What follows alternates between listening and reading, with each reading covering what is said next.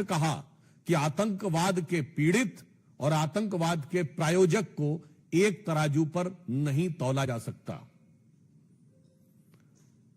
दूसरा, भारत अब विश्व की चौथी बड़ी अर्थव्यवस्था हो गया है और शीघ्र ही तीसरी बड़ी अर्थव्यवस्था बनने जा रहा है।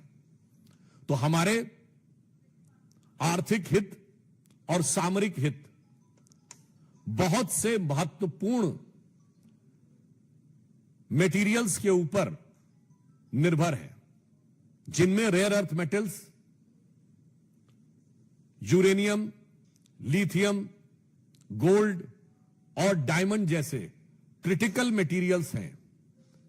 घाना और नामीबिया जैसे देश जो इस प्रकार के तत्वों की प्राकृतिक रूप से बड़ा संग्रह उनके पास है, उन देशों के साथ भारत का एग्रीमेंट होना न सिर्फ भारत को आत्मनिर्भर बनाता है, बल्कि क्रिटिकल रेयर अर्थ मटेरियल के लिए किसी एक देश पर अत्यधिक निर्भरता से मुक्ति भी दिलाता है। तो यह आर्थिक दृष्टि से भी भारत के लिए अत्यंत उपलब्धिपूर्ण यात्रा रही।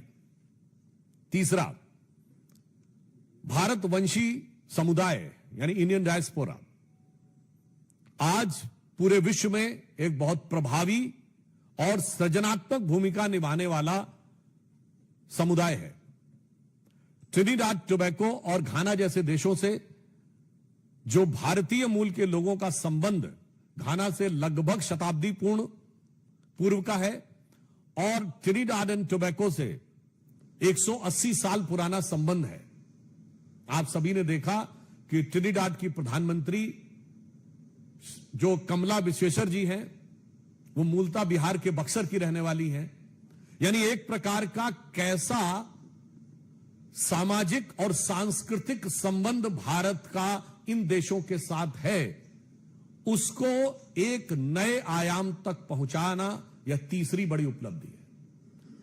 सो आई वॉन्ट टू से categorically, after this immensely successful tour of the countries, there are three main takeaways.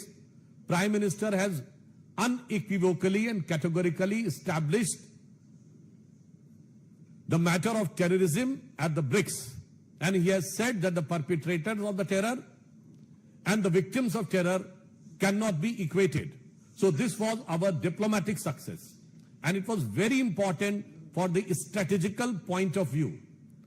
Then the countries like Ghana and Namibia, which are very rich in the minerals and the metals like uranium, copper, lithium and rare earth metals, India has entered into an agreement which is very much required for the future, and over-dependence upon any one country as far as these critical minerals and critical metals are concerned. So it was very much required for our economical aspect.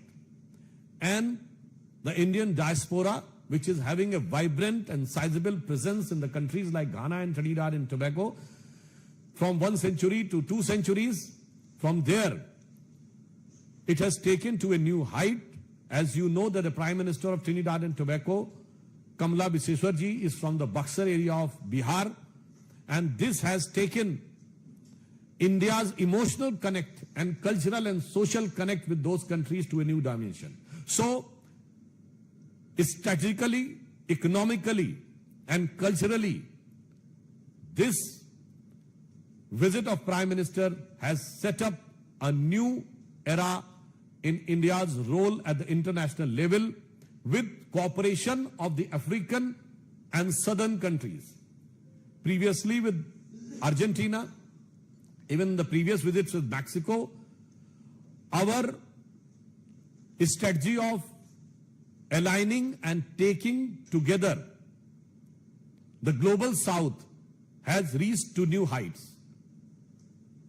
प्रधानमंत्री जी को इस यात्रा के दौरान 4 देशों ने अपना सर्वोच्च नागरिक सम्मान दिया और इसके द्वारा अब तक प्रधानमंत्री श्री नरेंद्र मोदी को 27 देशों का सर्वोच्च नागरिक सम्मान प्राप्त हो चुका है और 17 देशों की पार्लियामेंट को वो एड्रेस कर चुके हैं। एक छोटा सा उदाहरण बताना चाहता हूं। अभी नामीबिया की पार्लियामेंट को एड्रेस करते हुए उन्होंने कहा कि Namibia is the biggest producer of diamond and India is the biggest processing unit of diamonds, तो उन्होंने कहा है कि भारत और नामीबिया के बीच में जो संबंध बना है ये उस निखरते हुए हीरे की तरह और चमकदार होगा। सो आई जस्ट वांट टू से कि ये जो 27 देशों का सर्वोच्च नागरिक सम्मान प्रधानमंत्री श्री नरेंद्र मोदी जी को मिला है, ये मात्र प्रधानमंत्री जी का सम्मान नहीं है, ये इस अमृत काल में भारत वैश्विक क्षितिज पर जिस रूप में उभर रहा है वो उस हर भारतवासी का सम्मान है।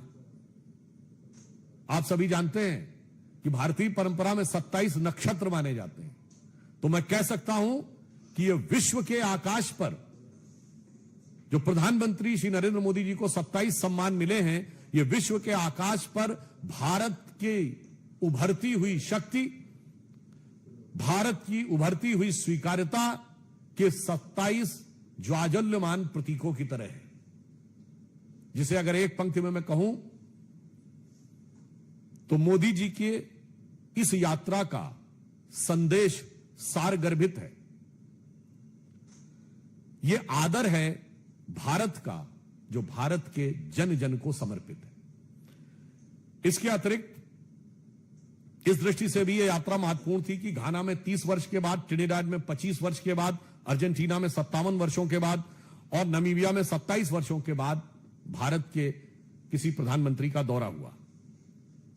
आज भारत प्रधानमंत्री श्री नरेंद्र मोदी जी के नेतृत्व में किस नए स्वरूप में आगे बढ़ रहा है।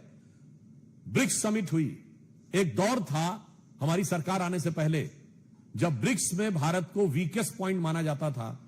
Today India has become the brightest point in BRICS. हम विश्व के एकमात्र देश हैं जो ब्रिक्स के भी मेंबर हैं और क्वाड के भी मेंबर हैं। यह दर्शाता है कि प्रधानमंत्री श्री नरेंद्र मोदी जी के नेतृत्व में भारत की विदेश नीति अब एक नए युग में प्रवेश कर गई है। किसी जमाने में हम गुट निरपेक्ष हुआ करते थे, आज हम विश्व में सर्वसमावेशी की तरफ बढ़ रहे हैं। There used to be a time when India was considered as non-aligned. Now our foreign policy is all aligned. That's why we are the only country in the world which is a member of BRICS as well as Quad. और वैसे भी अगर आप लोगों ने इस विषय पर थोड़ा ध्यान दिया होगा, किसी ने पढ़ा होगा, तो यूरोपियन पार्लियामेंट्री रिसर्च सर्विस ने यह कहा है कि बाय 2035 वर्ल्ड एक मल्टीपोलर वर्ल्ड ऑर्डर की तरफ आगे बढ़ रहा है। आज वर्ल्ड की टॉप 4 इकोनॉमीज में सिर्फ एक यूरोपियन इकोनॉमी है, दैट इज जर्मन, और 2 एशियन है, India and China. Most likely with in a year all top 3 में 2 एशियन होंगी, 1 अमेरिका होगा, मोस्ट लाइकली यूरोपियन कंट्रीज नहीं होंगे। This will be a major shift in the entire global world order after industrial revolution। तो हम कह सकते हैं कि इस उभरते नए वैश्विक परिदृश्य में भारत प्रधानमंत्री श्री नरेंद्र मोदी जी के कुशल नेतृत्व में जिस कुशलता के साथ, जिस दक्षता के साथ और जिस प्रखरता के साथ उभर रहा है और विकास की नई ऊंचाइयों को चढ़ रहा है, उसे एक पंक्ति में मैं कहना चाहूंगा कि स्वप्न देखा था कभी वो आज हर धड़कन में है। एक नया भारत बनाने का इरादा मन में है। बढ़ रहे हैं हम प्रगति की ओर, जिस रफ्तार से कर रहा है विश्व भी हमको नमन उस पार से। धन्यवाद।